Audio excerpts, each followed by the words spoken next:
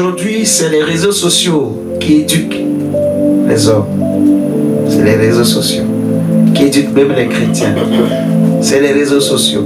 C'est Internet. Alléluia. Ma prière, c'est que vraiment le Seigneur préserve. Qu'on comprenne davantage ce que la parole de Dieu dit. Prenons 2 Corinthiens 9, chapitre 9, le verset 6 à 12. 2 Corinthiens chapitre 9, verset 6 à 12. Quelqu'un va m'aider pour la lecture, s'il vous plaît. Quelqu'un prend un micro et puis il nous lit. Tu as l'autre micro, hein, mon diacre. L'autre là, fonctionne. Lisons la parole de Dieu dans 2 Corinthiens 9, 6 à 12. Sachez-le, celui qui sème peu moissonnera peu, et celui qui sème abondamment moissonnera abondamment. Que chacun donne comme il l'a résolu en son cœur, sans tristesse ni contrainte, car Dieu aime celui qui donne avec. Attends d'abord. Tu dis, tu as lu, sachez-le, celui qui sème peu moissonnera peu. Alléluia. Amen. Le thème que j'ai écrit au tableau, c'est que Dieu aime celui qui donne avec joie. Donc, on veut parler de quelque chose qui est agréable à Dieu. Quelque chose à laquelle Dieu prend plaisir.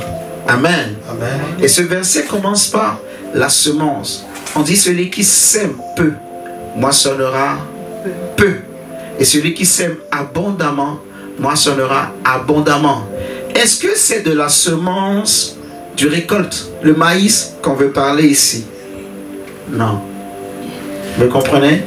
Ça n'a rien à voir avec le maïs ou le blé que le cultivateur peut semer. Non. On veut parler d'une autre forme de semence ici, en fait. Paul veut parler de quelle semence? De ce que tu apportes, ce que tu sèmes dans l'œuvre de Dieu. Est-ce que vous savez que l'œuvre de Dieu est un champ? Alléluia. Amen. Est-ce que tu sais que l'œuvre de Dieu est un champ? Jésus dit, je vous ai envoyé, en fait, moissonner ce que d'autres ont semé dans le champ. Et Paul dit que nous sommes le champ de Dieu. L'Église est le champ de Dieu. Amen. Amen. Il a dit, priez le maître de la moisson. C'est d'ailleurs l'une de nos, comment je vais dire, de nos objectifs dans cette assemblée. Cela fait partie de la vision que le Seigneur nous a donnée. Priez le maître de la moisson d'envoyer des ouvriers dans sa moisson. Amen.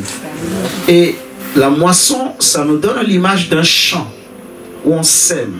Mais le champ en question, ce n'est pas le champ du maïs ni le champ du blé. C'est le monde. Alléluia. Où on vient pour gagner des âmes pour le Seigneur. Former des frères et sœurs pour le royaume. Les préparer pour le royaume. En leur enseignant toute la vérité. Tout à l'heure quand on chantait, je demandais qu'on prie pour demander au Saint-Esprit de nous conduire dans toute la révélation. Pour qu'on soit bien formé, bien éclairé. Amen. Amen. Jésus lui-même a déjà dit, il y a des choses que je veux vous dire, mais vous n'êtes pas encore prêts à les porter. Quand le Saint-Esprit viendra, il vous conduira dans toute la vérité. Amen. Amen. Donc, j'ai voulu insister sur le mot semer. Celui qui sème peu moissonnera peu. Et celui qui sème beaucoup ou abondamment moissonnera abondamment. Maintenant, il dit au verset 7 que chacun donne comme il l'a résolu en son cœur, sans tristesse. Ça veut dire qu'il faut donner avec joie. Alléluia. Il faut donner avec... Alléluia. Amen. Continue la lecture. Mon Dieu, continue. Verset 8. Et Dieu peut vous combler de toutes sortes de grâces. Est-ce que tu peux prendre le micro, s'il te plaît? Ça te dérange pas? S'il te plaît, mon cher ami. Voilà. Verset 8. Et Dieu peut vous combler de toutes sortes de grâces, afin que, possédant toujours en toutes choses de quoi satisfaire à tous vos besoins, vous ayez encore en abondance pour toute bonne œuvre. Amen. selon qu'il est écrit, il a fait des largesses, il a donné aux indigents, sa justice subsiste à jamais. Amen. Celui qui fournit de la sémence au semeur et du pain pour sa nourriture, vous fournira et vous multipliera la sémence. Et il augmentera les fruits de votre... Il va multiplier quoi? La semence. Semence que tu as apportée. Paul dit que Dieu va le multiplier. Alléluia. C'est profond, hein? C'est un mystère que Paul est en train d'expliquer ici. On continue. Fournit de la sémence au semeur et du pain pour sa nourriture, vous fournira et vous multipliera la sémence. Et il augmentera les fruits de votre justice. Vous serez de la sorte enrichis à tout égard pour toute espèce de libéralité qui, par notre moyen, feront offrir à Dieu des actions de grâce. Amen. Car le secours de cette assistance, non seulement pourvoit aux besoins des saints, mais il est encore une source abondante de nombreuses actions de grâce envers Dieu. Alléluia. Est-ce qu'on peut acclamer la parole du Seigneur? Amen, amen. Il existe deux types de cultes dans l'Église. Il y a le culte raisonnable. Dans Romains 12, 1, Paul dit, je vous exhorte à offrir vos corps comme un sacrifice vivant, ce qui sera de votre part un culte raisonnable. Mais le culte raisonnable, c'est le minimum. Quand on dit raisonnable, on veut dire minimum. Amen. Maintenant, le deuxième type de culte, qu'on appelle le culte agréable, c'est dans Hébreux, le chapitre 12. On avait déjà partagé ça, mais prenons ça encore. Hébreux 12. Et j'expliquais dernièrement que le minimum que Dieu nous demande, c'est le sacrifice. Celui qui peut donner tout à Dieu. Il a compris. Dans Hébreux 12, versets 28 et 29, tu peux nous lire s'il te plaît, mon Dieu. Juste même le verset 28 seulement. Hébreux 12, verset 28. Hébreux 12.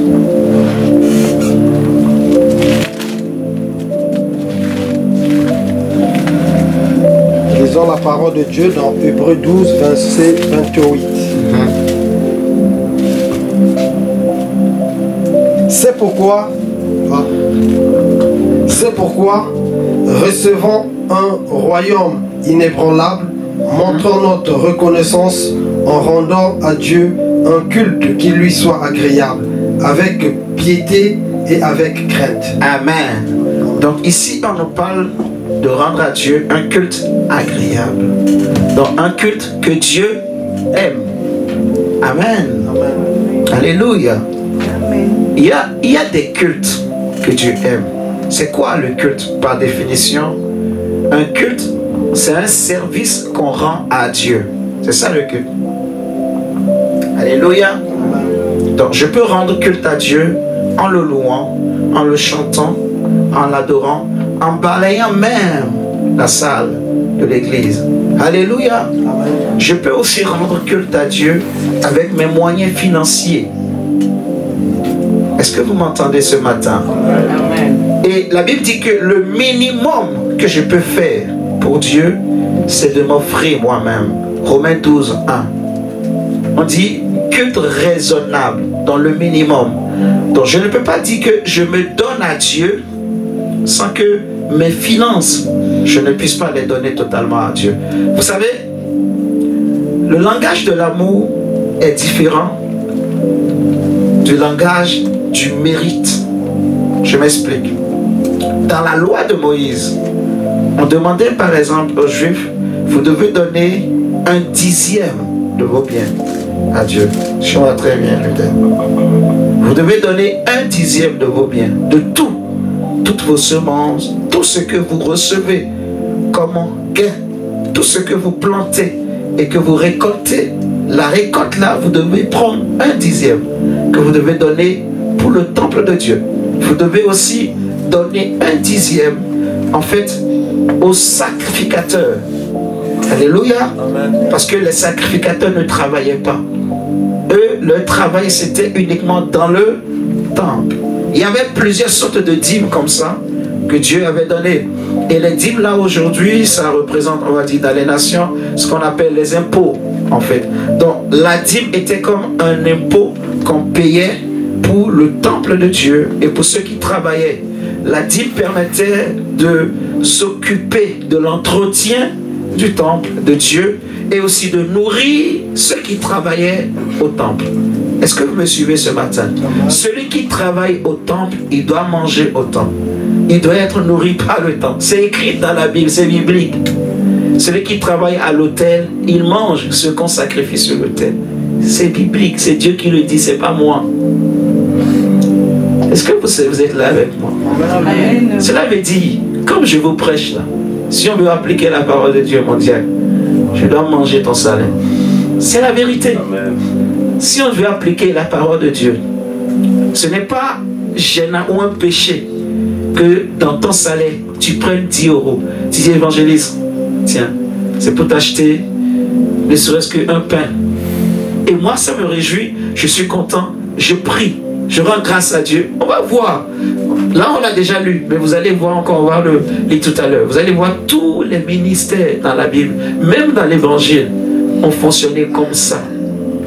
En fait, Dieu aime celui qui donne. Et le minimum que je peux faire en tant que chrétien, bien enseigné, c'est de développer cette culture-là, de donner, d'ouvrir ma main, de ne pas fermer ma main.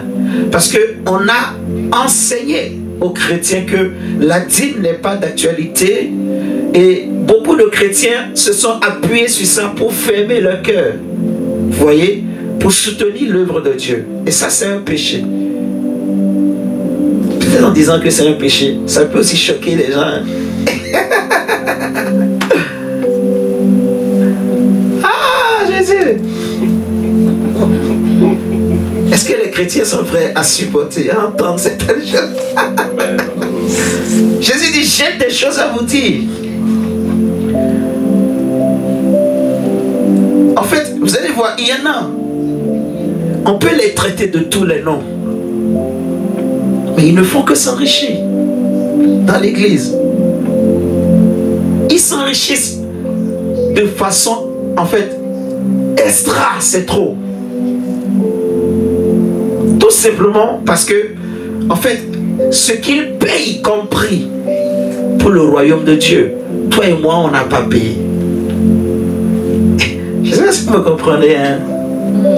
Que ce soit financièrement, que ce soit physiquement, son temps, que ce soit sa sueur, que ce soit ses moyens. Il y en a, il prend tout son salaire, il donne à Dieu. On lui fait des dons de 10 000 €, il prend, il sème dans l'œuvre de Dieu. Parce qu'il a compris quelque chose. Dieu n'est débiteur de personne. En fait, quand tu sèmes dans l'œuvre de Dieu, là je commence par rentrer un peu partout là, mais quand tu sèmes dans l'œuvre de Dieu, c'est comme une épargne. En fait, c'est comme si tu as prêté à Dieu. Mais nous allons le lire. Et Dieu va te le rendre, mais avec intérêt. Non, je vais le répéter encore. Tout ce que tu sèmes dans l'œuvre. Parce que, dites-moi, entre nous, est-ce qu'un roi peut accepter d'avoir des créanciers? C'est ça on dit, hein? De devoir de l'argent à quelqu'un. C'est écrit dans Romains. De qui je suis le débiteur? Dites-le moi. C'est écrit. Vous voulez qu'on le prenne? Attendez. Prenons Romains 13. Dieu aime celui qui donne. Dans Romains 13, c'est 13 ou 11. Romains 11 plutôt. Romains 11. Romains 11, pas 13, excusez-moi. Dans Romains 11, verset 33 à 35, mon diacre. Mais Romains 11, 33 à 36. Lisons la parole de Dieu dans Romains 11, 33 à 36. Aux profondeurs de la richesse, de la sagesse et de la science de Dieu, que ce jugement soit insondable, Sont insondables. sont insondables, et ses voies incompréhensibles. Amen. Car qui a connu la pensée du Seigneur? Qui a connu la pensée du Seigneur? Ou qui a été son conseiller? Qui a été son conseiller? Qui lui a donné le premier Qui lui a donné le premier pour qu'il ait à recevoir en retour? pour qu'il ait à recevoir en retour? C'est de lui, C'est par de lui. lui et pour lui que sont toutes choses. À lui la gloire dans tous les siècles. Amen. Qu'est-ce que vous comprenez dans le verset 35? On dit qui lui a donné le premier pour s'attendre à recevoir en retour. Qu'est-ce que vous comprenez par là? Moi, ce que j'ai compris, c'est que tout ce que tu donnes, finalement pour Dieu, tu ne lui donnes rien. Je vais le dire autrement. Tu as prêté. En fait, donne-moi ta main. Prends quelque chose dans ta main. Fais comme si tu veux me donner. Regardez bien cette image. Viens, viens. Regarde l'église. Étends-moi la main. Donne-moi quelque chose. Fais comme si tu me donnes. Donne-moi. Maintenant, ce que Dieu fait, c'est quoi? Dieu fait comme ça. Il touche. Et après, il te redonne à toi. Et il ferme ta main dessus et il ajoute. Je ne sais pas si vous avez compris l'image. Qui a compris? Vous avez compris? On ne donne rien à Dieu. En fait, ce que tu donnes, tu sèmes dans l'œuvre de Dieu, c'est une épargne. En fait, ce n'est pas perdu. Je ne sais pas si vous comprenez. On ne dira même pas que tu as prêté à Dieu. Non, tu as épargné. Tu as mis dans une banque, mais une bonne banque dont les intérêts sont meilleurs. Alléluia. Amen. Les intérêts sont meilleurs. Donc Dieu va te rendre ce que tu as donné au centuple. C'est ce qui est écrit. Il va te rendre au-delà de ce que tu as donné. Il va multiplier en fonction de ce que tu es capable de donner. Si tu donnes peu, il va te le rendre. Mais les récompenses seront aussi peu. Si tu donnes beaucoup, lui aussi, il dit dans son cœur, cet enfant, il veut me provoquer, quoi. Donc il veut montrer que lui, il peut donner 5 000 euros à Dieu. Il peut donner 10 000 euros à Dieu. Je vais lui montrer que je suis Dieu. Donc, les récompenses que Dieu va te donner seront encore très grandes. Je ne sais pas si vous comprenez. Amen. On dit, Dieu aime celui qui donne avec joie. Nous allons retourner dans 2 Corinthiens 9.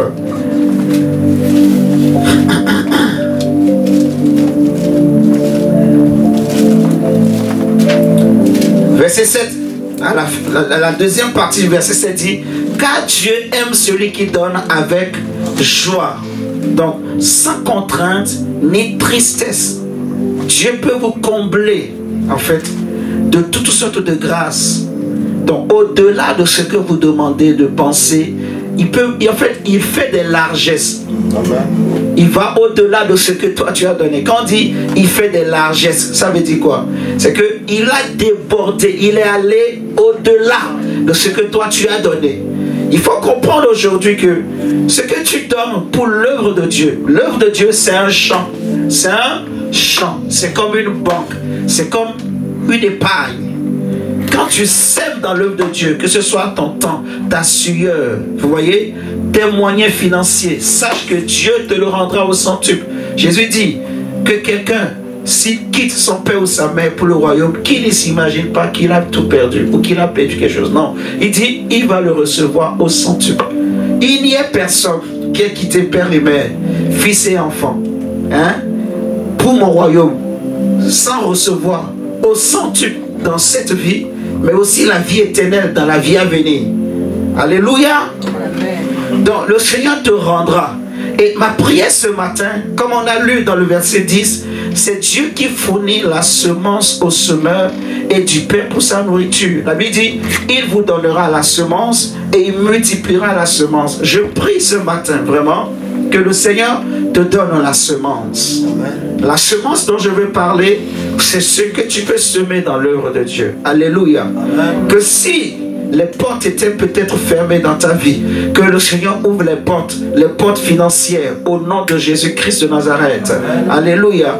Il y a des gens, en fait, parce qu'ils ont semé, il y avait des portes qui étaient fermées que Dieu a ouvert dans leur vie. Amen, amen. Je prie ce matin vraiment que à cause de ce que tu as semé pour soutenir l'œuvre de Dieu, que le ciel se souvienne de toi, que le ciel se souvienne de ta semence et que des portes te soient ouvertes au nom de Jésus. Que des accès qui n'étaient pas accessibles te soient accordés. Au nom de Jésus. Amen, amen. Dieu prend plaisir à ton offrande. Est-ce que vous pensez que Dieu a besoin sincèrement entre nous de notre argent? Non. Est-ce que vous pensez que Dieu a besoin même de toi, de ton corps? Non. Mais pourquoi il demande quand même? Parce qu'il n'en a pas besoin, mais il le demande quand même pour son œuvre. Alléluia. Donc lui-même, il n'en a pas besoin. Mais pour son œuvre sur cette terre, il en a besoin. Vous comprenez la différence? Dieu lui-même n'en a pas besoin. Il dit l'or et l'argent m'appartiennent. Donc il n'a pas besoin de toi. Est-ce que vous pensez que pour sauver l'homme, Dieu avait besoin que sa parole se fasse chair et que cette même parole aille jusqu'à mourir? Dieu avait-il besoin pour sauver l'humanité que Jésus meure à la croix? Non. Il lui suffisait de dire un mot, il est Dieu, de claquer le doigt et tous les hommes qu'il veut sauver seront sauvés. Amen. Il est Dieu, n'est-ce pas? Mais malgré qu'il est Dieu, parce qu'il y a un principe que lui-même a établi et il ne voulait pas se déroger. Il ne voulait pas, en fait, lui-même violer ce principe. Et c'est pour cela la Bible dira que malgré qu'il est Dieu et qu'il est fils de Dieu, Dieu a tant aimé le monde. On n'a pas dit qu'il a sauvé directement. On dit qu'il a donné. Lui-même a donné pour nous montrer l'exemple. Il a donné ce qu'il a de plus cher.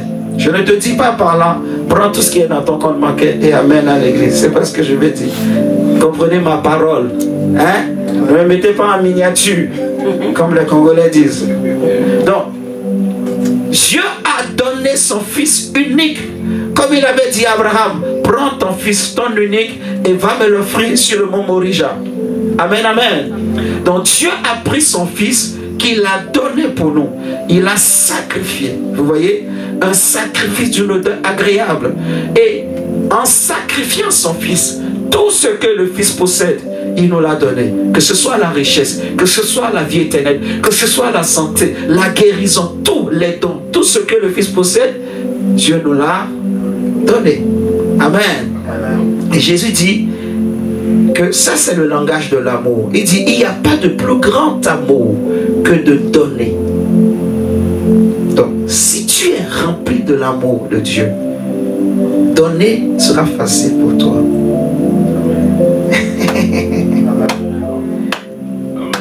Mais le langage du mérite, c'est ce langage qui calcule.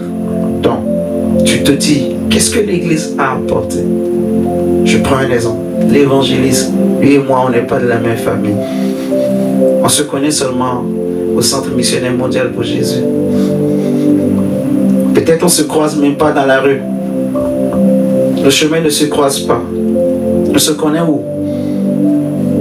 À partir du moment où je travaille, j'ai mon salaire, j'ai ma femme, j'ai mon mari, j'ai mes enfants, je vis bien.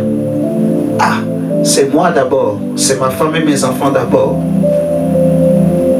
Le reste, c'est pas vraiment ce qui est important. La priorité, c'est pour moi. Là, ce qui parle en toi, c'est le langage du mérite, c'est la loi. Œil pour œil, dent pour dent. Vous me comprenez? Mais l'amour Jésus dit, il n'y a pas de plus grand amour que de donner. L'amour ne calcule pas. L'amour donne. Donc, Paul dira que, puisque Dieu s'est donné pour nous, nous nous sentons comme redevables, en fait. Je ne sais pas si vous comprenez, hein? 2 Corinthiens chapitre 5. Puisque Christ est mort, regardons. En fait, j'ai beaucoup de textes. Là, je n'ai même pas encore donné la moitié. Prenons 2 Corinthiens 5. Mais je crois que par la grâce de Dieu, on va comprendre. Dieu aime celui qui donne. Je veux t'encourager ce matin, mon frère, ma soeur. Et si le Seigneur le permet, j'en parlerai à plusieurs reprises. Et nous allons aller davantage en profondeur pour aider chacun à comprendre qu'il faut donner pour soutenir l'œuvre de Dieu. Même Jésus lui-même, pour réussir son ministère, les 3 ans et demi, ce n'était pas seulement l'onction. Jésus voyageait beaucoup. Vous pensez que il ne mangeait pas Jésus? Il mangeait. Donc, est-ce que c'est tous les jours que le pain descendait du ciel? Le pain ne descendait même pas du ciel. C'est les disciples qui achetaient et Jésus mangeait. Vous comprenez? Donc cet argent pour acheter là, ils prenaient ça. C'est des gens qui donnaient, qui soutenaient. On va le lire. C'est des personnes qui étaient avec eux, qui avaient les moyens financiers et qui donnaient. Des personnes qui ont reçu la grâce de Dieu, qui ont goûté à la grâce de Dieu. C'est eux qui donnaient, qui soutenaient le ministère de Jésus avec leurs finances. Amen, amen. Nous allons voir, même l'apôtre Paul, il voyageait beaucoup. Paul voyageait beaucoup. Paul avait un grand ministère. Il voyageait, il a parcouru le monde entier. C'est gratuit.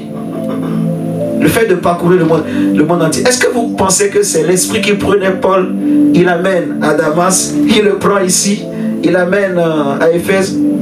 C'est ce que tu penses? Hein, mon diable? Tu t'imagines? Comme le Saint-Esprit a transporté Philippe. Alors, Paul dit, Saint-Esprit, transporte-moi. Et le Saint-Esprit le prend. Paul, je t'amène à Éphèse aujourd'hui. C'est comme ça? Non. Paul voyageait des bateaux. Et c'est pas gratuit. C'est payant. Alléluia. C'est payant. Les gens qui étaient... Paul n'était pas seul. Il avait toute une équipe. Et c'était pas 1, 2, 3 personnes. C'était beaucoup de gens. Paul avait une grande équipe. Et tous ces gens-là, il fallait les nourrir. Il fallait les loger. Nous allons lire. Vous allez voir. Dans la Bible, c'est les églises qui se chargeaient du voyage. Et des missionnaires, et des frères, et de l'entretien. C'est les églises, c'est les frères et sœurs qui cotisaient. Vous comprenez? C'est les frères et sœurs qui cotisaient. En leur temps, eux, ils louaient peut-être pas des locaux comme nous pour se réunir tout le temps. Mais ils avaient des lieux. Ils se réunissaient dans des maisons, des frères et sœurs. Mais nous, à notre époque, comme on loue des locaux, toujours pour l'œuvre de Dieu, il faut qu'on pense aussi à soutenir pour ne serait-ce que payer le loyer. Vous comprenez ce que je dis? Payer les petits besoins, les papiers, soutenir d'autres frères et sœurs, ainsi de suite. Et réaliser des missions. Parce qu'on a des frères qui sont dans d'autres villes, qui nous suivent sur Internet. Mais il faut aller les voir.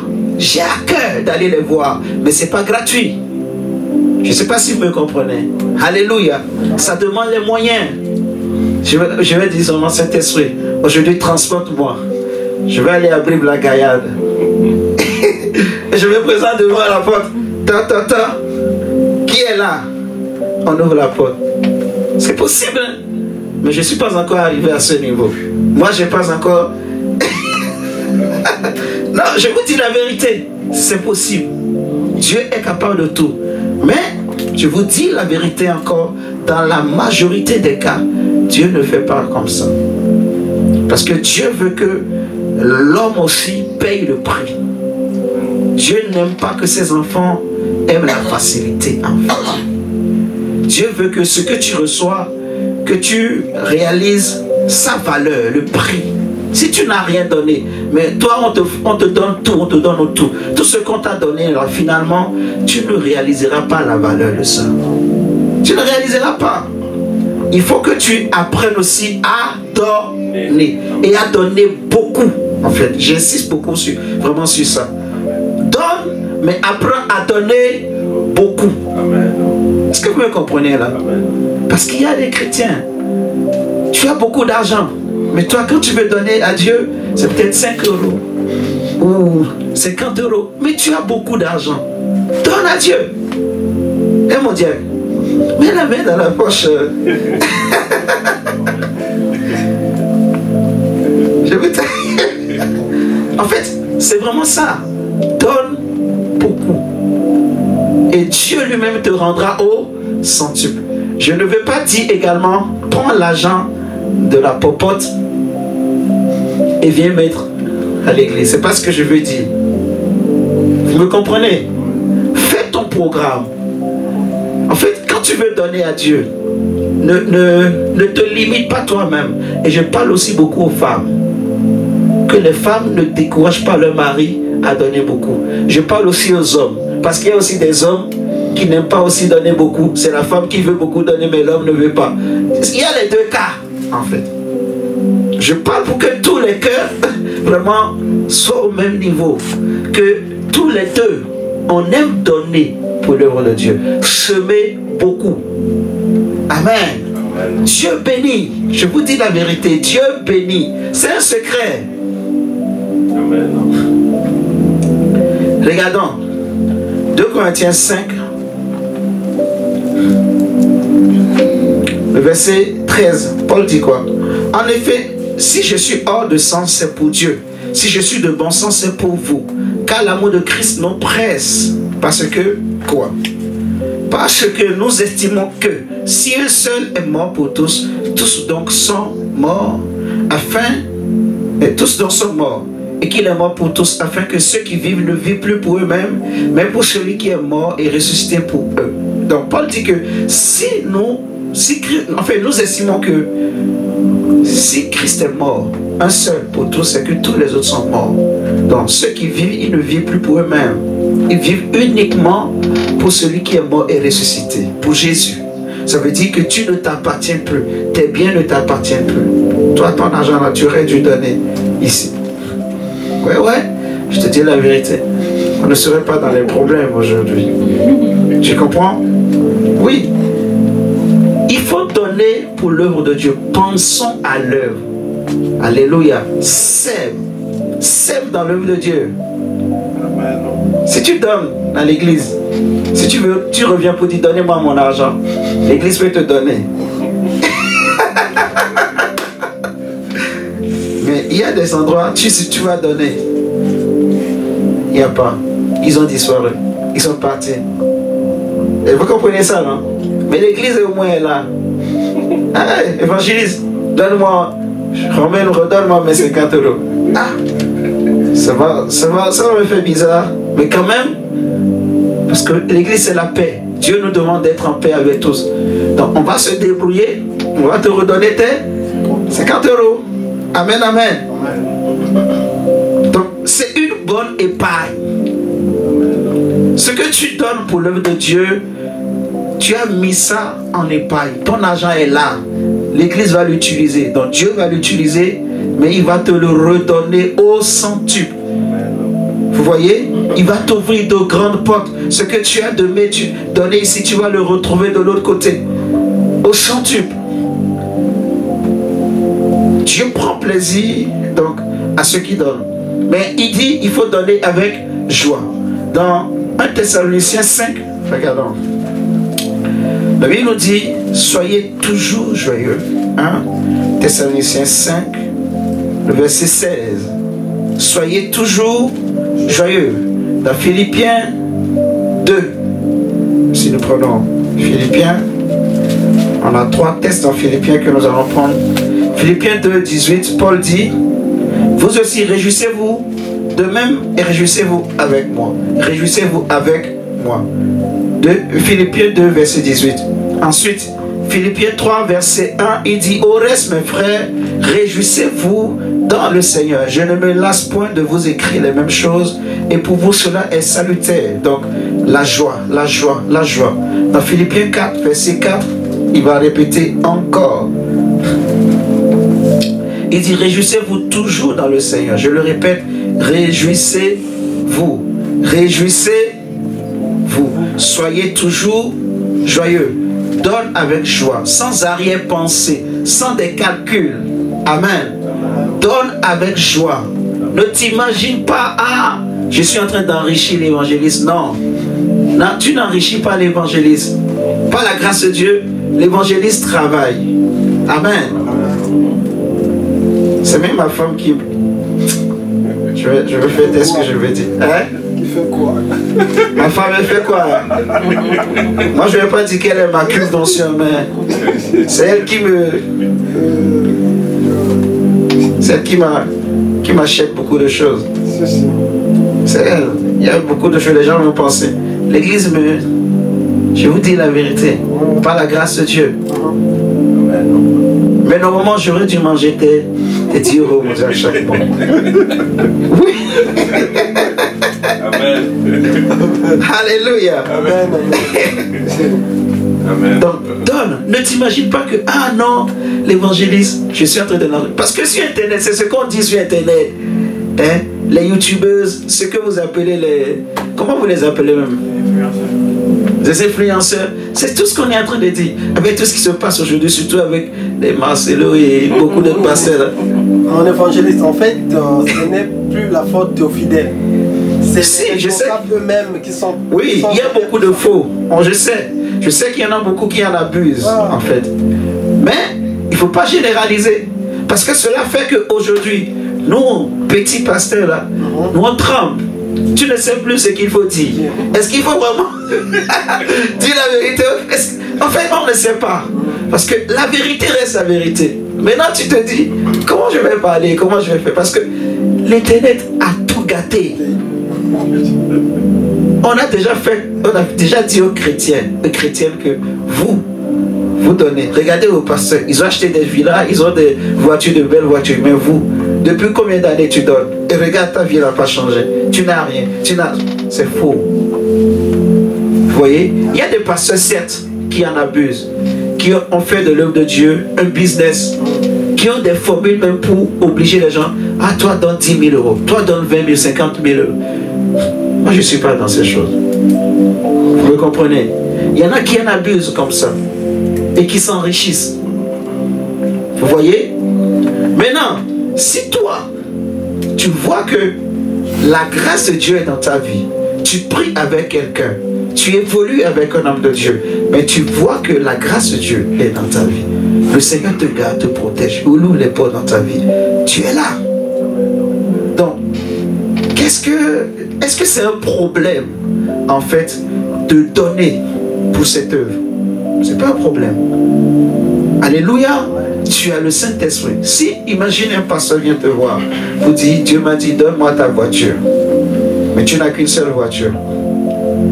Tu peux lui dire, pasteur, laisse-moi, je vais aller prier. Par respect. Tu vois? Mais parce que je n'ai que ça. Je vais prier.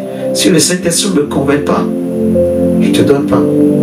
C'est pas un péché, en fait. Si vraiment Dieu lui a parlé, ce Dieu te parlera aussi et te convaincra pour que tu donnes. Alléluia. C'est ça que je veux insister, en fait.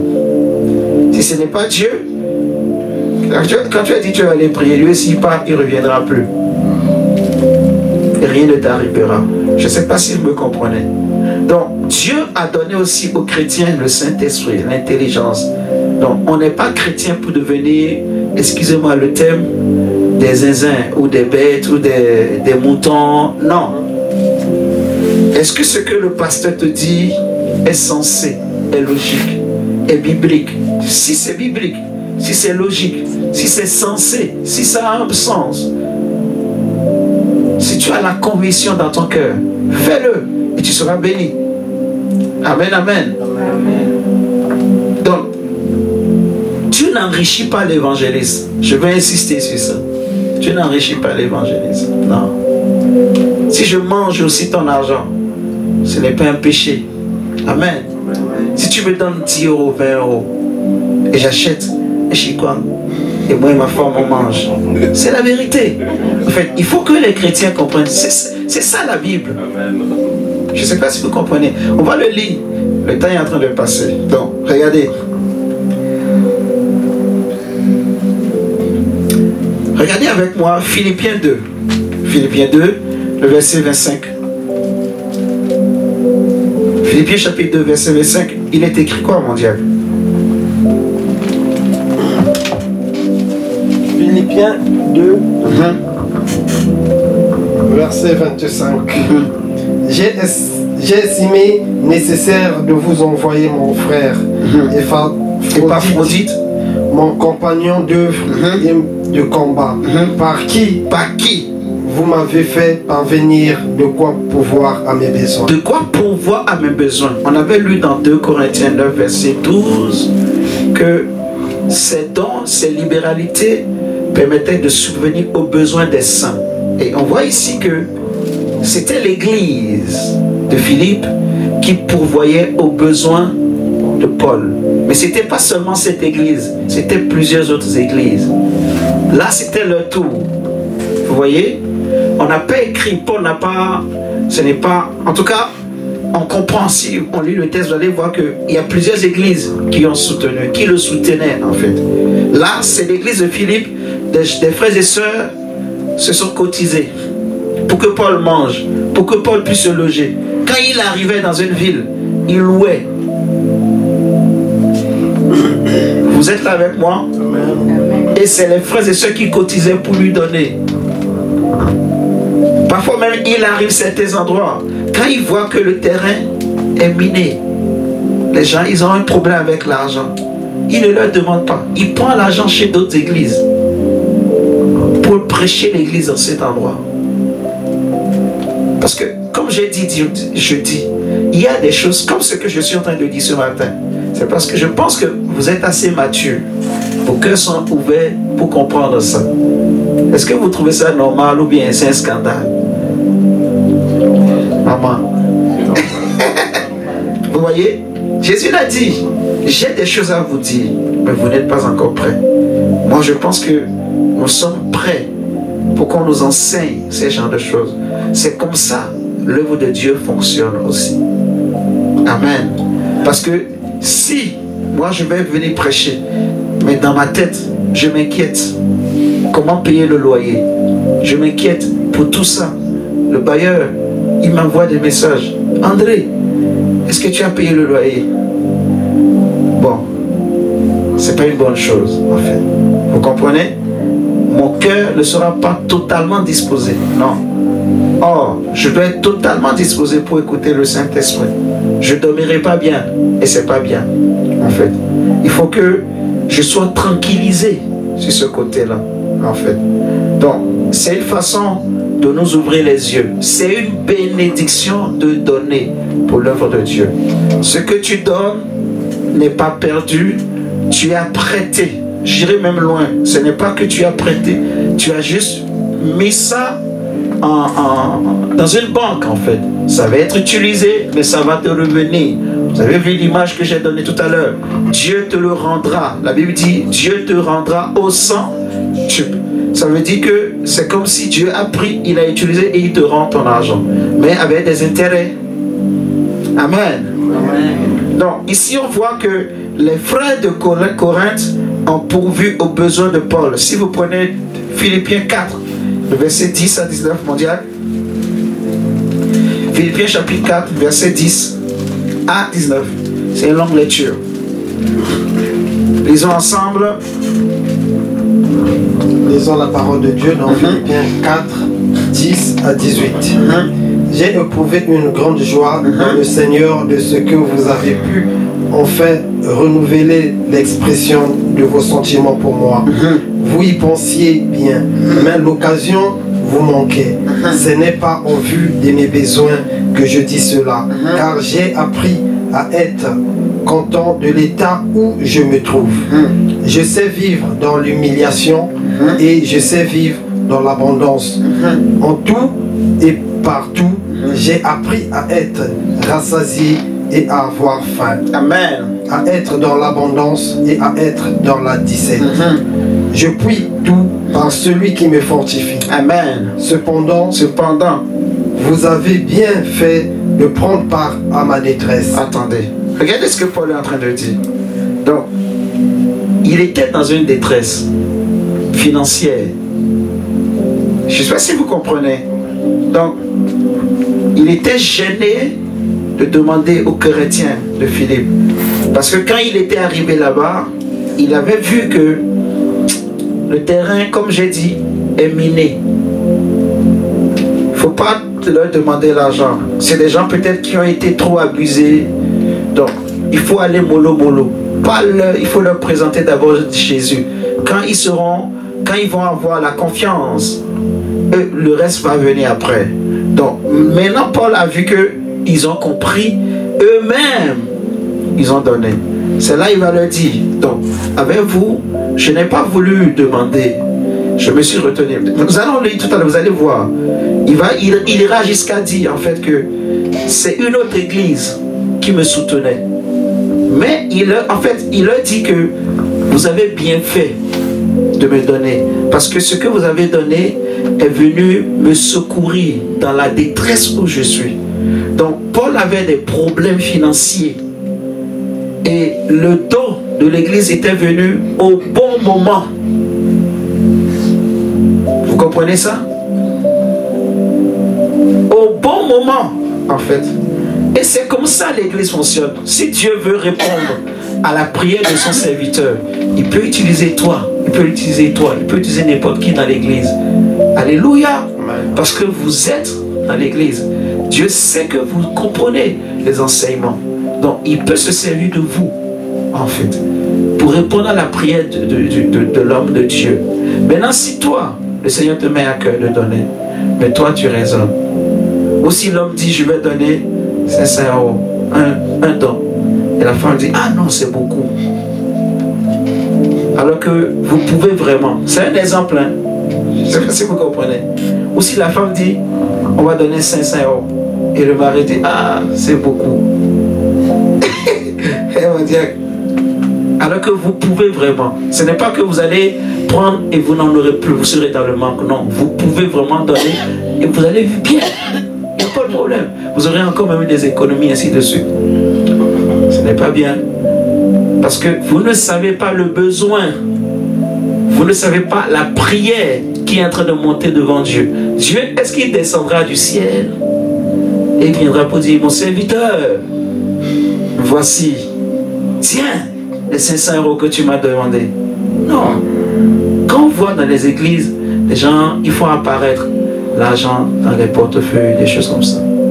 Ah, Dieu est capable de tout.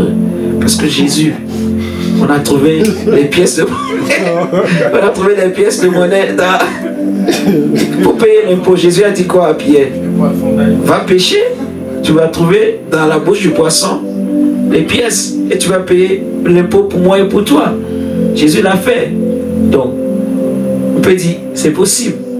Mais, en tout cas, quand on lit la Bible, je n'ai pas vu les apôtres quelque part multiplier l'argent. En fait, faire sortir l'argent, ou bien parfois, à un moment, il y avait des gens, pour délivrer, ils faisaient sortir des cancrelats, des crapauds, des choses comme ça du ventre pour dire que c'est le démon. Non. C'est Satan. Je n'ai même pas dit Satan, j'ai dit c'est Satan. Et Satan, ça c'est la magie en fait. Ça c'est la magie. Alléluia. C'est la magie. Dieu passera toujours par des hommes. Amen. Dieu prend ici, il donne à l'autre et il multiplie. Là où il a pris, il multiplie. Donc Dieu se servira de toi. Il se servira de moi. Alléluia. Amen. Comprenons vraiment ça, que il y a des besoins en fait. Ce qu'il faut se dire, que dans l'œuvre de Dieu, il y a toujours des besoins. Et pour répondre à ces besoins, c'est par nous. Il y a des besoins spirituels, ça c'est ma charge. Je vais prier. Ensemble nous prions, mais beaucoup plus moi. Amen. Mais les besoins financiers, c'est pas seulement moi. Normalement c'est l'église. En fait, donner, en fait, pour soutenir l'œuvre de Dieu et donner beaucoup. J'insiste vraiment sur ça, en fait. Apprenons à donner beaucoup, s'il nous plaît. Ne fais pas de quelqu'un, oh non, je donne beaucoup, l'évangéliste il met dans sa poche. Je ne mets rien dans ma poche. Hein, mes frères et sœurs, faut pas penser comme ça. Faut même pas penser que non, l'évangéliste, il met dans sa poche. Je ne mets rien dans ma poche, maman. Je ne mets rien dans ma... Hein, mon diable. Toi, tu vis dans on vit dans le même bâtiment là-bas. Je ne mets rien dans ma poche. Alléluia. Oui. C'est juste qu'on ne peut pas tout déballer. Mais Dieu connaît, Dieu sait. Amen. Donc, c'est vraiment pas la grâce de Dieu. En fait. Donc, donnons, donne beaucoup. Laisse que l'amour, le langage de l'amour, soit le langage du cœur. S'il y a d'autres pensées, hein, dis non, ma chérie, non. Non, non, nous, on est de vrais enfants de Dieu. On va laisser le langage de l'amour s'exprimer. On ne le fait pas pour l'évangéliste, on le fait pour Dieu. Et même on peut aussi le faire pour l'évangéliste, parce que c'est notre pasteur. Amen. C'est pas un péché. Il va être content. Tu vas voir. En fait, Dieu regarde. S'il se dit, l'enfant là, il peut faire ça, même pour mon serviteur. Ah, tu réjouis le cœur du Saint-Esprit, en fait. Regardez. On est en train de lire. Continue, mon diable. On est en train de lire jusqu'au verset 19. S'il te plaît. Verset 15. Vous le savez vous-même, Philippiens, au commencement de la prédication de l'évangile. Au commencement de la prédication, lorsque je partis de la Macédoine, aucune église n'entra en compte avec moi pour ce qu'elle donnait en recevait et recevait. Vous fûtes les seuls à le faire, car vous m'envoyâtes déjà à Thessalonique et à 2 reprises de quoi pouvoir à mes besoins. Amen. Ce n'est pas que je cherche les dons, mais je recherche le fruit qui abonde pour votre compte. J'ai tout reçu et je suis dans l'abondance. J'ai été comblé de biens en recevant par Épaphrodite ce qui vient de vous comme un parfum de bonne odeur, un sacrifice que Dieu accepte et qui lui est agréable. Et mon Dieu pourvoira à tous vos besoins selon sa richesse, sa gloire en Jésus-Christ. Regarde, prends maintenant 2 Corinthiens 12.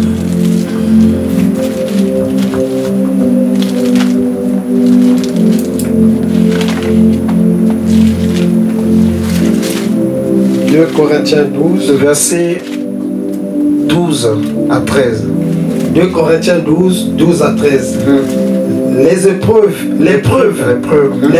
de mon apostolat ont éclaté au milieu de vous par une patience à toute épreuve, car des signes... Même au verset 4, jusqu'au 14, lis. Car... Lisons la parole de Dieu dans 2 Corinthiens 12, 12 à 14. L'épreuve de mon apostolat ont éclaté au milieu de vous par une patience à toute épreuve, par des signes, des prodiges et des miracles. En quoi avez-vous été traités moins favorablement que les autres églises? Sinon, en ce que je ne vous ai point été à charge. Attends. Donc Paul parle aux églises, à l'église de Corinthe. L'église qui était bénie, richement bénie. Vous savez ça, non? Ils ont été bénis en tout. C'est écrit dans la Bible. 1 Corinthiens 1. Corinthiens chapitre 1. Mais Paul est en train de révéler que tout, il a fait des années en plus là-bas. En plus, vous imaginez, il est resté à Corinthe pendant des années pour bâtir une grande œuvre là-bas. Mais maintenant, Paul dit que je n'ai été à charge à personne. Tout ce qu'il faisait là-bas, là, il ne prenait l'argent chez personne. Parce que, pourquoi? Comme je disais tout à l'heure, peut-être je parlais des Philippiens, mais c'est les Corinthiens. Vous voyez? C'était une église, en fait, c'était une région où s'il ne commençait pas à leur parler de l'argent directement, les gens allaient se méfier. Vous voyez, c'était une grande ville, on va dire, où il y avait beaucoup d'intellectuels, beaucoup de Grecs qui cherchaient la sagesse. Donc les gens, c'est comme notre époque aujourd'hui, en fait. Quand quelqu'un qui a beaucoup étudié, tu viens, tu commences à lui dire, ah, Dieu a dit il faut donner. Il va tout de suite, il va détecter. Toi, tu es l'escroc. Mais oui, il va détecter. Non, toi, tu es un escroc. Mais si tu lui parles d'abord de Jésus, et il voit vraiment l'amour de Dieu, après, lui-même volontiers, vous voyez. Mais jusque-là encore, les chrétiens de Corinthe n'étaient pas encore matures pour être capables de donner. Mais on va voir après dans 2 Corinthiens 9, on a déjà lu tout à l'heure. Après, Paul va en fait les motiver aussi à donner. Vous voyez ce que je dis? Amen. Donc, c'est un cheminement en fait. Les églises qui soutenaient Paul, parfois ils prenaient dans d'autres églises pour faire l'œuvre dans d'autres. Vous voyez? C'est comme ça il fonctionnait. C'est les églises qui le soutenaient en fait. Pour ces voyages, il y en a qui étaient rapidement matures, qui comprenaient, donc ils semaient beaucoup, qui le soutenaient. Donc ici il dit que dès le commencement de l'évangile, vous faites les premiers. Donc parmi les premières églises qui ont commencé par se donner à Paul, c'était les églises, l'église de Philippe. Alléluia. Amen. Lis jusqu'au verset 14. S'il te plaît. Pardonnez-moi ce tort. Voici pour la 3e fois que je suis prêt à aller chez vous et je ne vous serai point à charge, car ce ne sont pas vos biens que je cherche, c'est vous-même. Ce n'est pas en effet aux enfants à amasser pour leurs parents, mais aux parents pour leurs enfants. Amen. Amen. Donc, Paul dit que 3e fois encore je vais aller chez vous, mais je ne veux être à charge à personne. Parce que il y avait beaucoup de problèmes à l'église de Corinthe. Donc Paul ne veut pas que les gens disent que, en fait, il ne veut pas se sentir redevable. Il ne veut pas qu'à cause de l'argent, qu'on lui ferme la bouche. Il ne veut pas vendre la grâce, quoi. Il ne faut pas que quelqu'un... Parce que ça arrive aussi dans les églises. Il y en a que, parce qu'ils ont beaucoup d'argent, ils s'imaginent qu'ils peuvent acheter le pasteur. Donc, il vit dans son péché, il vit dans le concubinage, il donne 5 000 € au pasteur. Ça fait que le pasteur sait qu'il vit dans le péché. Mais le pasteur va éviter de prêcher sur l'impudicité et l'adultère pour ne pas choquer le donateur de l'église. Non. Ici, là, même si tu donnes 25 milliards, si tu es dans l'impudicité, je vais faire comme ça. Sors de l'impudicité. Je vais quand même le dire. S'il faut, mais je te regarde. Mais je te dis quand même. Amen. C'est pour ton salut. Vous êtes d'accord avec moi? Non, Dieu nous a déjà délivrés de ça. Même si tu donnes des milliards, s'il faut dire la vérité, parce que je veux être sauvé moi-même et te sauver aussi. Je vais te dire. Amen, amen. Amen. Oui, on ne donne pas pour acheter les pasteurs, non. C'est pour soutenir l'œuvre de Dieu. Donnons. Mais donnons beaucoup. Regarde, on a lu 2 Corinthiens 12. Je disais tout à l'heure que Paul était quelqu'un qui voyageait beaucoup. Dans 2 Corinthiens 11, mon diable, verset 25 à 27, il va le dire. 2 Corinthiens 11, 25 à 27. 3 fois j'ai été battu de verge. Une fois j'ai été lapidé. 3 fois j'ai fait naufrage. J'ai passé un jour et une nuit dans l'abîme. Fréquemment en voyage. Fréquemment en voyage. J'ai été en péril sur les fleuves, en péril de la part des brigands, en péril de la part de ceux de ma nation, en péril de la part des païens, en péril dans les villes, en péril dans les déserts, en péril sur la mer, en péril parmi les faux frères. J'ai été dans le travail et dans la peine, exposé à de nombreuses vieilles veilles, à la faim et à la soif, à des jeûnes multipliés, au froid et à la nudité. Amen. Amen. Maintenant, regarde. On va noter le verset, noter acte 2, 44 à 45, pour comprendre que c'est grâce à ces dons que les besoins de l'Église étaient traités. Acte 2, 44 à 45. Et on va lire maintenant ces recommandations de l'apôtre Paul et de l'apôtre Jean. Tite chapitre 3, le verset 12 à 14.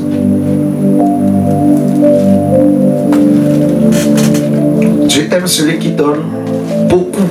En fait, il faut donner beaucoup. Il faut apprendre à donner. Et il n'y a pas d'âge. Même si tu es étudiant, si tu as 5 euros, et tu sais que ces 5 euros là, tu peux donner. Donne. Amen. Oui.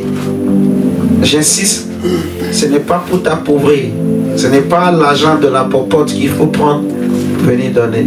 Et que tu vas dormir affamé. C'est pas ça. C'est le surplus. Alléluia. Où tu peux partager ton argent en deux. Tu prends une partie, tu donnes à l'heure de Dieu. Mais ne te mets pas en difficulté toi-même. Alléluia. Lisons Tite chapitre 3, versets 12 à 14. Lorsque je t'enverrai, Artémas, Tychique, hâte-toi de venir me rejoindre à Nicopolis, car c'est là que j'ai résolu de passer l'hiver. Aie soin de pouvoir au voyage de Zéna. Aie soin de faire quoi? De pouvoir au voyage de Zéna. Qui parle ici? C'est Paul. C'est Paul, oui. À qui? À Tite. Oui, il parle à Tite. Ok. C'est Paul qui parle à Tite. Et continue. Le docteur de la loi. Le docteur de la loi. Et l'Apollos. Et Apollos. En sorte que rien ne leur manque. Que rien ne leur manque. Rien. Donc, pas seulement le voyage. C'est pas seulement le billet du voyage. On dit que rien ne leur pourvoyer à leurs besoins. Maintenant, comment il demande à Tite de faire? Continue la lecture. Verset 14. Il faut que les nôtres aussi apprennent à pratiquer de bonnes œuvres pour subvenir aux besoins pressants, afin qu'ils ne soient pas sans produire des fruits. Vous voyez? Donc, la volonté de Dieu, comme on a déjà beaucoup enseigné, c'est qu'on porte des fruits. Donc, c'est aussi l'un des signes que tu commences à porter des fruits. Quand tu apprends à subvenir aux besoins pressants de l'œuvre de Dieu. Vous voyez? Paul dit, il faut que les nôtres, donc en parlant des chrétiens, qu'ils apprennent à pratiquer de bonnes œuvres, en subvenant aux besoins pressants. Vous voyez? Paul dit à Tite, pourvoir aux besoins du docteur Zénas et du docteur Apollos. Apollos aussi était un docteur. Pourvoir à leurs besoins pour le voyage. Comment tu vas faire? C'est les frères et sœurs. Il faut que tu les mobilises, tu leur demandes de se donner pour soutenir le voyage de ces deux serviteurs de Dieu. Mais pas seulement leur voyage. Que rien ne leur manque. Veille à ce que rien ne leur... Donc, le manger, la nourriture, le logement, l'habillement, même le savon pour se toucher. Fournissez le tout, qu'il ne manque de... En gros, qu'ils soient à l'aise, que leur cœur soit apaisé, qu'ils ne s'inquiètent pas. Ah, je veux manger quoi aujourd'hui? Les serviteurs sont habitués. S'il n'a rien à manger, il va gêner. vous comprenez? Il va gêner, il n'a rien à manger. Il sera là, il va gêner. Il est serviteur de Dieu. Mais ce n'est pas une bénédiction pour l'Église. De savoir qu'il y a des gens que lui vient nourrir. Il enseigne la parole de Dieu, la révélation de Dieu. Il prie même pour vous. Mais vous, en retour, vous ne donnez rien. C'est pas bien. La Bible dit que celui qui te prêche, vous voulez qu'on le lise? Parce que si je dis, je dois manger pour 20 euros, 10 euros, peut-être qu'il y en a qui ne vont pas comprendre. Mais c'est biblique. Alléluia. Toi, si je dois manger, c'est pas parce que tu es mon neveu. Amen. Ouais. C'est normal en fait. C'est normal. Mais moi, je ne demande pas. Si tu me donnes, je prends. Amen. Je ne vais pas refuser. Mais je ne serai pas derrière toi. Ah, toi tu ne m'as pas donné l'argent ce mois.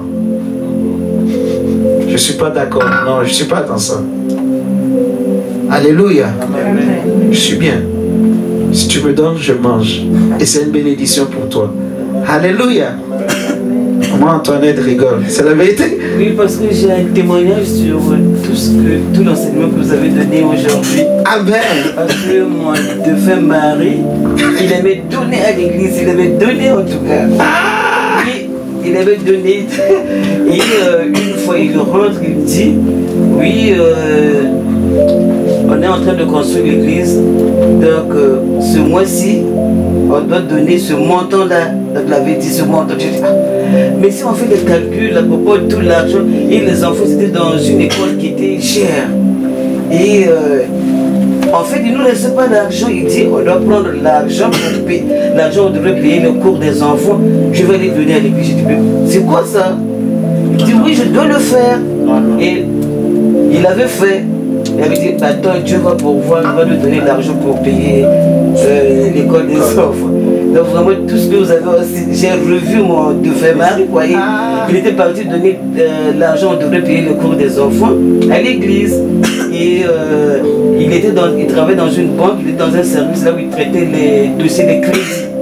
Et il avait traité le dossier d'un homme d'affaires qui voulait faire, comment on appelle, 5 à 5. C'est ça, il ouvrait un pressing.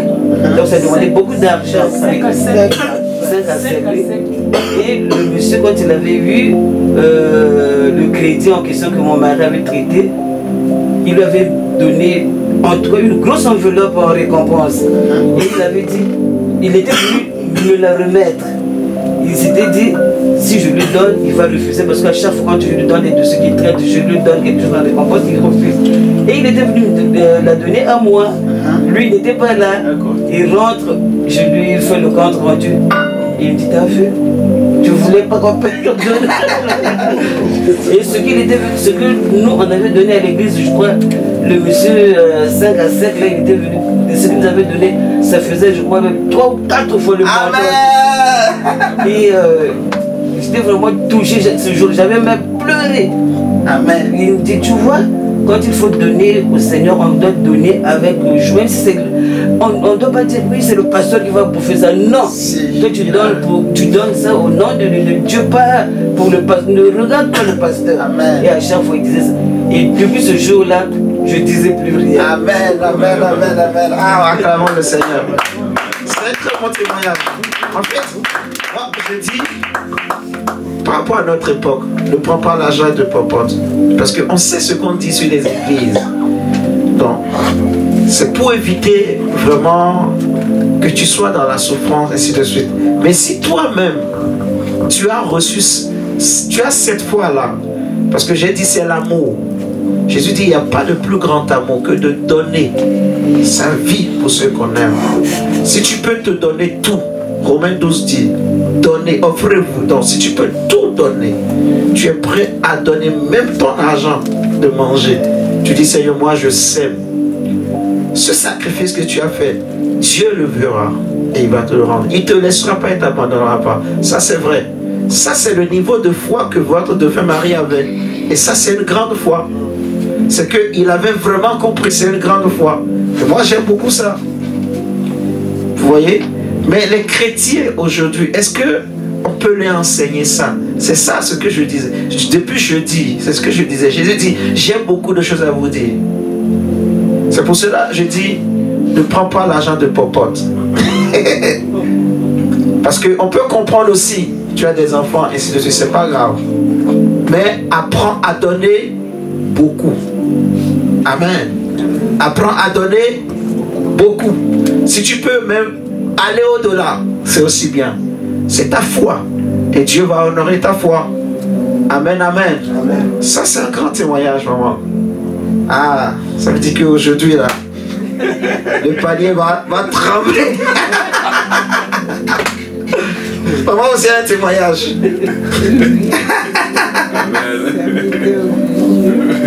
Elle a le micro. Ouais. Merci. Merci. Brazzaville, on avait, disons au Congo, on avait un serviteur de Dieu, un évangéliste, le pasteur Miekutima. Miekutima, ouais. Ok, d'accord. Il était en train d'évangéliser un peu partout. Parce qu'avec les événements qui... Mettez le micro comme ça, ma soeur. Pardon. Avec les événements de Brazzaville, il y avait eu beaucoup de morts. Et donc, par la grâce de Dieu, Dieu l'avait touché. Et donc, il était en train d'évangéliser dans les quartiers. Et un jour, nous, au niveau de notre bureau, on avait une petite cellule de prière. On priait avec les collègues, on était à 4. Et puis, un jour, on s'est dit, ah, ce mois-ci, nous allons cotiser de l'argent. On ira donner chez le pasteur Miekutima. Bien que les autres étaient à l'église catholique, les uns étaient à l'église évangélique, c'est vrai, parce que le pasteur était évangéliste. Et ce jour-là, nous avons prié. On avait mis quand même un peu beaucoup d'argent. On l'a mis dans l'enveloppe. On est parti chez le pasteur parce qu'il habitait non loin du bureau. On est parti voir le pasteur. Le pasteur, lui, il pensait qu'on était parti pour des besoins de prière. Parce qu'il était beaucoup renommé au niveau du Congo. Et quand on est parti le voir, on lui a dit, mon pasteur, on est venu vous voir. Il dit, oui, vous avez des problèmes? Quels sont vos besoins? Et puis on lui a dit, non, on est venu seulement pour remettre cette enveloppe. Le Seigneur nous a touchés pour venir vous donner cette enveloppe. Il s'était mis à genoux. Après, il a dit, ça c'est la réponse de Dieu. Amen. Parce que je n'ai plus rien à manger. Le riz même qu'on avait était fini. Et donc là, on se demande, j'ai même dit à ma femme, je ne sais pas comment on va faire. Mais comme Dieu nourrit les oiseaux, amen, vraiment, même les corbeaux venir nous nourrir. Amen. Et voici les corbeaux sont arrivés. Et vraiment, on avait vu vraiment comme on le dit que Dieu est Dieu. Amen, amen. Donc il avait répondu à la prière du pasteur et après il avait prié pour nous et on avait remercié Dieu. Amen, amen. On acclame le Seigneur.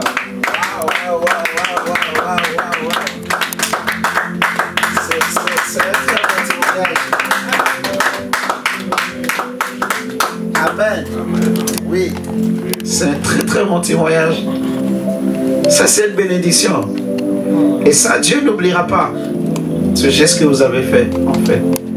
Le Seigneur n'oubliera jamais. Dieu n'oublie. Dieu ne doit à personne. Quand tu donnes à Dieu, il fait tout pour te le rendre. Et te le rendre au sang. Il n'aime pas être débiteur de quelqu'un. Dieu n'aime pas devoir de l'argent à quelqu'un. Si tu donnes, il te le rendra. Vous voyez ça? Lui, il a prié. Il n'a plus rien à manger. Sa femme. Donc, imaginez que maintenant cette femme-là, comme j'expliquais à toi, il ne faut pas épouser une femme qui n'est pas chrétienne. Elle n'est pas chrétienne. Elle ne connaît pas ces réalités-là. Elle va te dire, aujourd'hui, là, moi je quitte le mariage. Il n'y a plus rien à manger. Et toi, tu lui dis que les corbeaux, les oiseaux. Qu'est-ce que j'ai à faire avec les oiseaux? Tu entends ça? En plus, si c'est une jeune convertie. Et il entend tout ce qui se passe sur Internet maintenant. Là. Vos pasteurs là, qui s'enrichissent derrière vos dos. Il va te dire non, moi je préfère aller à l'église catholique. Il y en a beaucoup. Même des noirs. Moi je préfère aller prier à l'église catholique chez les blancs. Et pas, en plus pas l'église catholique des noirs. Il dit je préfère aller à l'église catholique des blancs. Parce que là-bas, ils ne te demandent pas l'argent. Le prêtre ne te demande pas. Il passe seulement le panier, tu donnes ce que tu veux. Tu peux mettre les pièces, ça te check. Personne ne te demande. Personne ne te dira même comment t'appelles-tu. Non. Tu viens, tu restes derrière, tu sors après. Ça c'est l'église des blancs. Et beaucoup de noirs. Ils préfèrent qu'il ne veut pas donner. Les gens préfèrent ça. Mais c'est une grave erreur. Et si vous savez combien l'église catholique est riche, ils sont très riches. Il y a beaucoup de pasteurs qui prêchent aujourd'hui pour dire de ne pas donner la dîme, des choses comme ça. Frère, nous, on ne prêche pas la dîme. Mais on n'est pas contre la dîme. En fait, ce qu'il faut comprendre, c'est qu'aujourd'hui en Christ, ce que j'essayais de t'expliquer tout à l'heure, dans la loi, Dieu demandait le 10e. Mais aujourd'hui en Christ, Dieu demande tout. Je ne sais pas si vous comprenez. En Christ, ce n'est pas une partie de nos biens qu'on va donner à Dieu. C'est tout. Parce que nous appartenons totalement à Christ. Donc ce que le Seigneur attend, c'est que toi-même, de ton propre cœur, ta propre volonté, avec joie, tu prends ce que tu peux. Tu vois? Si tu sens que tu peux tout donner, c'est ta foi. Donne. Dieu va te le rendre au centuple. Comme le témoignage de la maman. Amen. C'est de très grands témoignages, tous ces témoignages. Ça me touche. Mon diacre, on va lire Romains 12, verset 13. Ensuite, on va prendre Romains 16, 1 à 2. On va prendre après Philémon et on prendra après 3 Jean. Et on va remercier le Seigneur. Romains 12, 13. Romains chapitre 12, verset 13 dit quoi?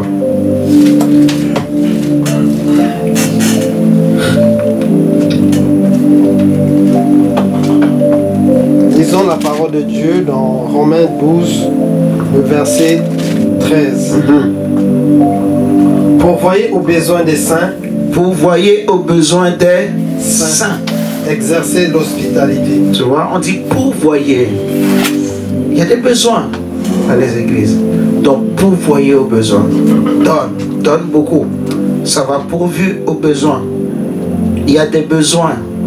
Amen. Regardez, Romains 16. Bon Dieu, comme on est dans Romains. Romains 16, verset 1 et 2 dit quoi?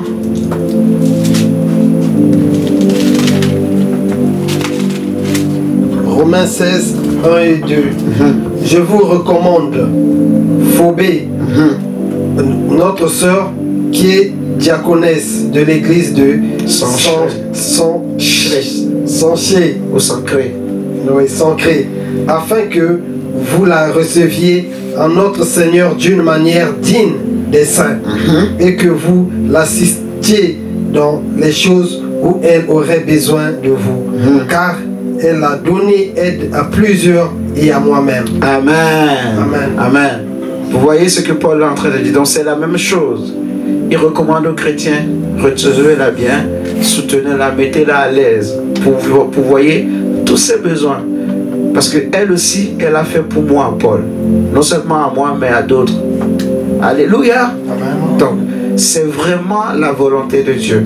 Dans l'église, il y a des besoins et c'est pas toi, comme la maman a témoigné, c'est au travers d'eux, que Dieu a répondu à la prière du pasteur. Amen. Amen. Donc c'est au travers de toi que le Seigneur va pourvoir. Voilà, merci. Aux besoins des frères et sœurs de l'église, aux besoins de l'église déjà en particulier, mais aux besoins peut-être d'autres personnes aussi. Amen. Amen. Si on a les moyens, on peut faire beaucoup de choses.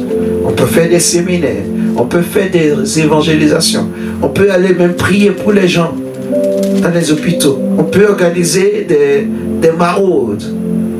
Vous voyez, aller voir des étudiants, aller dans des résidences universitaires, vous voyez, et organiser des petites réunions là-bas, évangéliser les étudiants. Comme ça, on va gagner des âmes.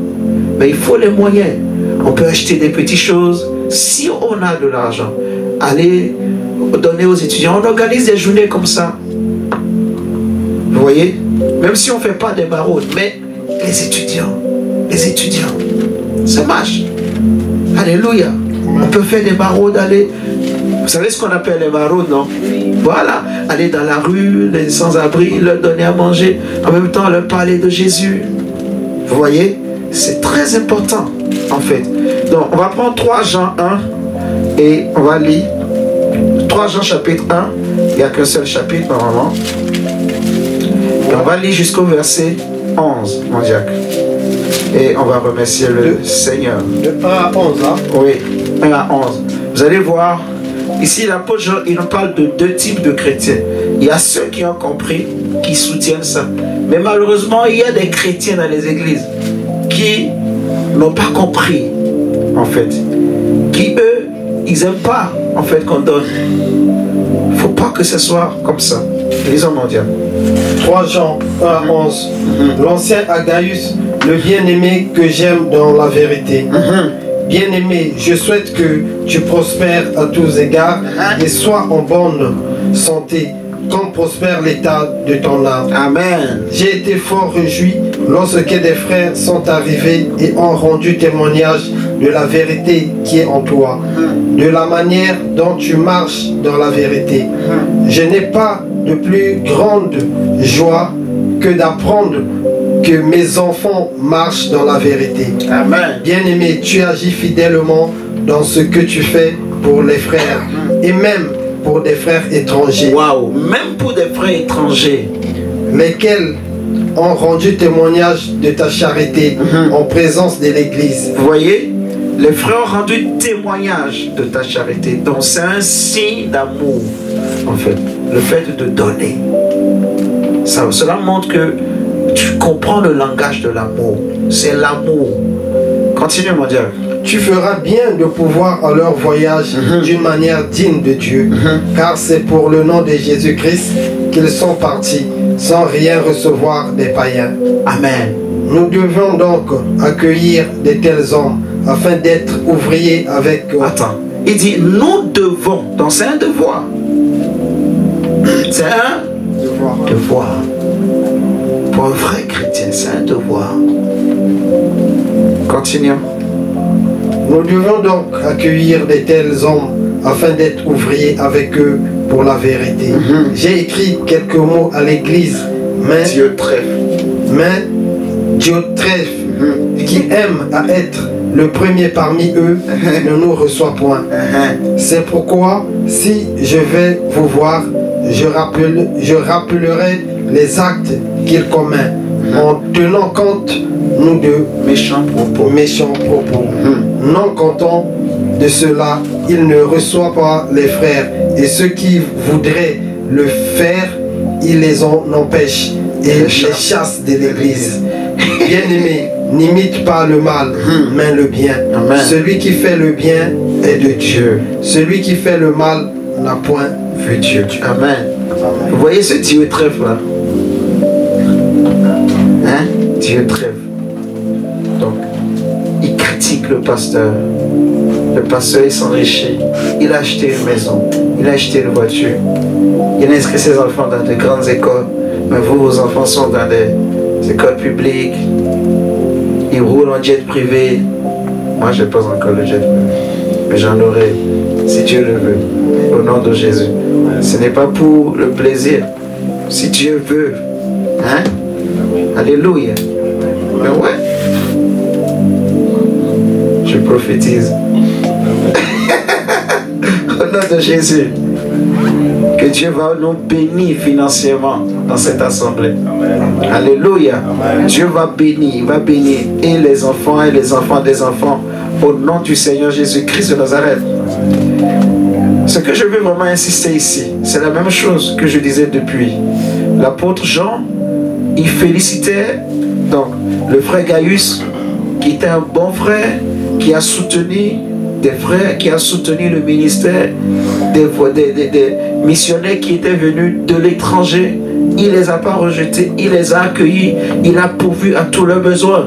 Donc il demandait de les aider à continuer le voyage. Mais dans cette assemblée, il y avait un autre frère qui était certainement un responsable, qui s'appelle Diotrephe. Mais malheureusement, c'est un frère qui aime trop l'argent. C'est les gens qui aiment trop l'argent. Et à la fin, ils deviennent radins, ce qu'on appelle des hommes radins. Il y en a dans les églises. Ils aiment trop l'argent. Donc, quand on veut sortir un franc là, ils ouvre bien les yeux. Non, il ne faut pas que ce soit comme ça. Amen. L'amour. Alléluia. Dieu trèfle, il ouvre les yeux. Eux, ils ne sont pas congolais. Ils sont étrangers. Ils ne font pas partie de notre église. Non, on ne peut pas les soutenir. En plus, ils chassent les gens. Mais, je ferme la parenthèse. Mais ils chassaient les missionnaires. Ils chassaient les... Ça, c'est Dieu trêve, en fait. Vous voyez? Ne lui parlez pas d'argent. Parlez seulement de l'église. Mais quand tu lui dis qu'il faut donner, ah, là, tu cherches des problèmes. Si tu... Parce que lui, son argent, c'est son voyage, ses vacances avec ses enfants, sa femme. Quand tu lui dis donne l'argent, ah non, j'ai déjà donné. Pourquoi je vais donner encore? J'ai déjà donné. On a déjà donné, c'est fini. L'église a des besoins. Oh non, c'est quoi les besoins là? Les frères là, qu'ils aillent voir les assistants sociaux. Qu'ils aillent voir, C'est comme ça les dieux trêve. Ça, ce n'est pas l'amour. En fait, l'amour ne regarde pas tout ça. Dernièrement, je méditais encore sur l'amour. On dit l'amour ne soupçonne pas le mal. L'amour excuse tout, pardonne tout. L'amour. Dieu est amour, mon frère, ma soeur. Alléluia. Notre Dieu est un Dieu d'amour. L'amour donne. L'amour ne réfléchit pas. Alléluia. Que vraiment le Seigneur vous bénisse. Que le Seigneur ouvre les portes. Je crois que vous avez compris. On essaiera de prendre davantage le temps d'expliquer pour que tout le monde comprenne davantage qu'il faut donner pour soutenir l'œuvre de Dieu. Amen. Qu'il faut donner beaucoup. Tu peux faire aussi des dons. Tu peux aussi faire des dons même à l'homme de Dieu. Ce n'est pas un péché. Amen. Prenons cette habitude de libéralité. C'est la libéralité. Amen. La Bible dit que, regardez, je vais vous donner un autre test, en bonus. Ça c'est un bonus. Du bonus. Ça c'est bonus. Attendez. Ça c'est un bonus. En fait, on dit beaucoup de choses dans les églises, mais les gens qui parlent, ils connaissent rien.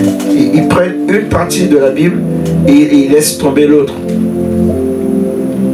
Mais la Bible, c'est un ensemble. On ne peut pas prendre une partie, le sortir de son contexte et oublier le reste. Ça ne marchera pas. Amen, amen. Ah, Seigneur Jésus.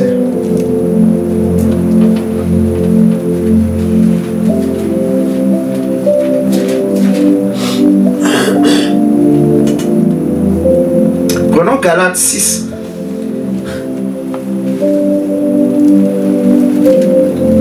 Galates 6, verset 6. C'est un verset bizarre. Mais tu vas me dire comment tu as compris ça, mon Dieu. Galates 6, verset 6. Comment vous comprenez ce verset? Parce qu'on a fait croire aux gens que Paul, bien qu'il méritait qu'on le paye pour ce qu'il fait, mais il refusait cela. Et donc tous les hommes de Dieu doivent faire pareil. Mais Paul n'a jamais dit qu'il refusait. Il a refusé dans le cas des Corinthiens, comme on a lu tout à l'heure, mais il y avait d'autres églises chez qui il prenait l'argent. Vous comprenez? Et il le dit lui-même aux Corinthiens, dans sa deuxième lettre, qu'il faut donner, Amen, amen. Hein? Voilà. Ceux qui vous enseignent la parole. Pardon, maman. Je dis à ceux qui vous enseignent la parole. Amen. À ceux qui vous enseignent la parole. Mon Dieu, lisons ce verset. Donc, parce qu'on sort les choses. Malheureusement, chacun défend, on va dire, sa popote, quoi. Chacun défend je sais pas, sa cause. Il y en a, ils se sont déjà enrichis. Ils ont déjà eu un ministère bien assis, beaucoup de moyens. Donc ils sortent maintenant pour dire non, ne donnez pas, ils vous volent. Aïe, aïe, aïe, aïe, aïe, aïe, aïe.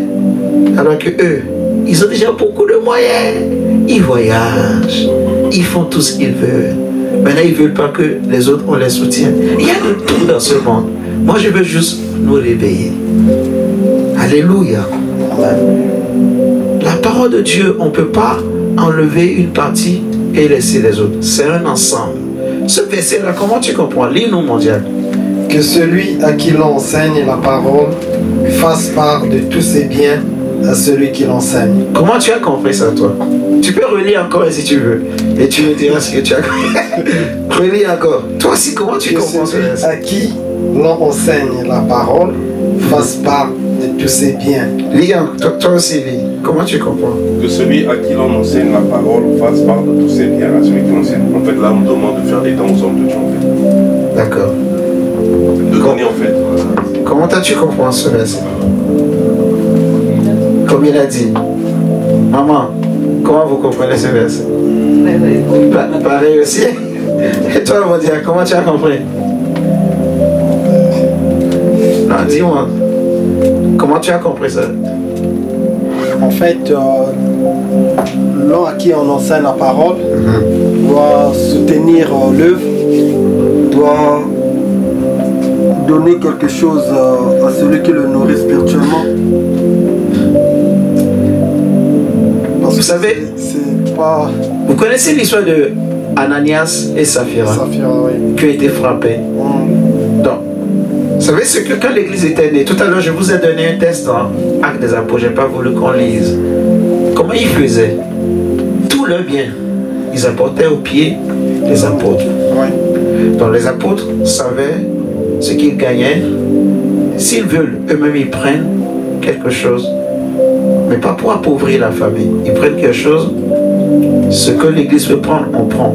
Le reste, on laisse à la famille. Que la famille vive. Vous voyez?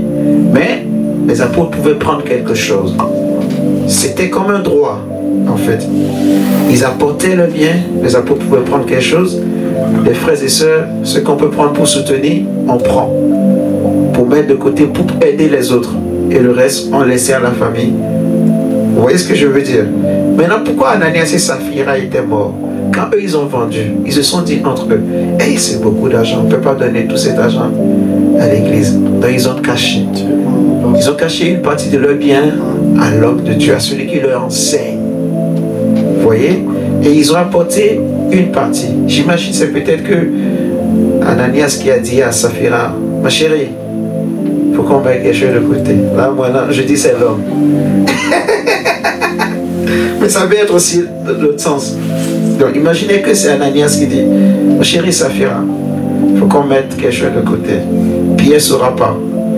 Et c'est lui-même l'homme qui amène l'autre partie. Maintenant Pierre lui dit, pourquoi avez-vous voulu tenter l'esprit du Seigneur? Est-ce que c'est à tel prix que vous avez réellement vendu votre terrain? Il dit oui. C'est là Pierre va lui dire, ce n'est pas à un homme que tu as menti, c'est à Dieu. Il est tombé raide mort. Il est mort sur place. Pourquoi? Parce que simplement, il a voulu cacher. Vous voyez? Il a voulu faire comme s'il n'a rien, en fait. Ce verset est clair. Si on devrait appliquer ce verset, ça veut dire que je dois connaître combien tu gagnes, mon Dieu. Ouais, c'est la vérité. Je dois connaître combien tu gagnes pour juger, est-ce que tu soutiens réellement bien l'œuvre de Dieu? Parce qu'en fonction de ce que tu gagnes, tu dois soutenir. Je ne sais pas si vous comprenez. Imagine tu gagnes 2000 €. Mais toi tu donnes 50 € par mois. Bon, c'est tellement tu as beaucoup de charges, tu as des charges. Mais entre nous, c'est pas assez. C'est pas conséquent. Ça fait même pas 1/10 de ce que tu gagnes. Vous comprenez ce que je veux dire? Voilà, en fait. Donc, dans ton salaire, je peux aussi dire, mon Dieu, c'est moi. Maman Karine. Bon, elle n'est pas là. Mais si je mets les deux ensemble, donc 2000 €, 3000 € toi, ça fait 5000 €. Donc disons 3000 €, 3000 €, ça fait 6000 €. Je me dis, bon. Moi je prends juste 100 €, ça va. Vous comprenez? Mais on ne le fait pas. On n'a pas besoin de faire les choses comme ça. On laisse les gens libres. C'est la liberté, en fait. Que les gens eux-mêmes, de leur propre gré, laissent l'amour parler dans leur cœur. Tu vois? Mais quand l'église était née, c'était comme ça. Les frères apportaient. Les prédicateurs savaient, en fait, le berger de l'assemblée savait ce que chacun gagnait. Il savait comment les frères vivaient. Parce qu'il n'y avait rien de caché. Il savait comment chaque famille vivait. C'était quoi les sources de comment ils gagnaient. Il savait. Ça permettait aussi de savoir si on doit apporter une aide à cette famille, on saura comment le faire. Mais aujourd'hui, on n'a pas besoin de faire tout ça. Pourquoi je nous partage tout ça? C'est juste pour nous montrer, en fait, qu'il faut donner. Il faut donner. Tu vois? Si tu as les moyens, donne. Ne calcule pas. Ne te dis pas que si je donne beaucoup, l'évangéliste va manger. Non. C'est l'église. Amen. J'insiste vraiment sur ça, quoi. Ce n'est pas moi. Et puis si je mange aussi, ce n'est pas un péché. Est-ce que je ne suis pas ton pasteur? Si. Amen. Donc je peux aussi prendre, manger. Ce n'est pas un péché. Ça devient bizarre si je prends tout ce qui est dans le compte là, et je mange et on n'a plus rien pour payer le loyer. Là, bon. Sauf si vraiment j'ai une vraie raison. Parce que ça aussi, je peux le faire. Mais il faut vraiment qu'il y ait une vraie raison. Vous comprenez? Mais ça ne veut pas dire que je vais le faire. Je dis, si vous regardez Malachie 3, lisez chez vous ce que le Seigneur dit. On a dépassé le temps. Lisez Malachie 3 chez vous. C'est vrai, c'est de l'Ancien Testament. Mais ça nous enseigne. Dieu n'a pas besoin d'argent. Mais il dit quand même, apportez à la maison de Dieu. Vous voyez? Et vous verrez si je ne ferai pas ci, je ne ferai pas ça. En fait. Donc, remercions le Seigneur pour ce matin. On va amener le panier. Ce que chacun a apporté pour le Seigneur, on va donner à Dieu. Et nous allons remercier Dieu. Et je prie vraiment que le Seigneur touche davantage nos cœurs pour donner, pour soutenir l'œuvre de Dieu. Et aussi que le Seigneur ouvre les portes au nom du Seigneur Jésus-Christ. Ce que tu gagnes chaque mois, pense à prendre quelque chose pour donner à Dieu. Donne quelque chose de... Voilà, ne t'appauvris pas, mais quand même, soutiens. Amen. Dieu est capable de faire tout ce qu'il dit. Il fera, il accomplira tous ses promesses envers toi. Garde ta foi en Dieu. Il ne t'abandonnera pas. Il fera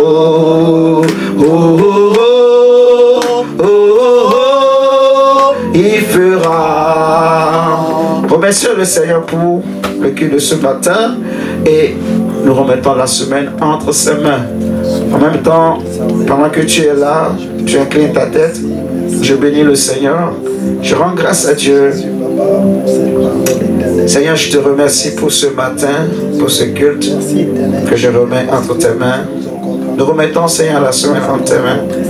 On dit, prie pour la clôture. Prends le micro et prie. Fais une prière de clôture. Prions. Adonai, Dieu des armées, Seigneur, nous te disons encore merci. Merci, Papa, pour ce culte. Merci pour ta parole éternelle de gloire. Tu nous as encore rappelé ce matin de l'amour que nous devions, Seigneur, donner pour soutenir l'œuvre. Seigneur, merci parce que ça arrivait qu'on puisse peut-être oublier, Seigneur, Éternel de gloire, merci parce que tu viens encore de nous rappeler cela. Nous laissons, Seigneur, cette semaine qui va débuter entre tes mains Étends, Seigneur de gloire, Papa, ta main sur chacun de nous. Bénis chacun de nous, éternel Dieu, afin que nous tous, nous puissions avoir de quoi contribuer dans l'évolution de ton œuvre, Seigneur. Merci, Père, je prie pour les frères et les sœurs qui n'étaient pas ensemble avec nous, Seigneur, que ta grâce soit sur chacun de nous. Sois béni, sois glorifié au nom de Jésus, qui est notre Seigneur. Amen. Amen, amen. On peut se saluer. Dis à ton frère, il faut donner.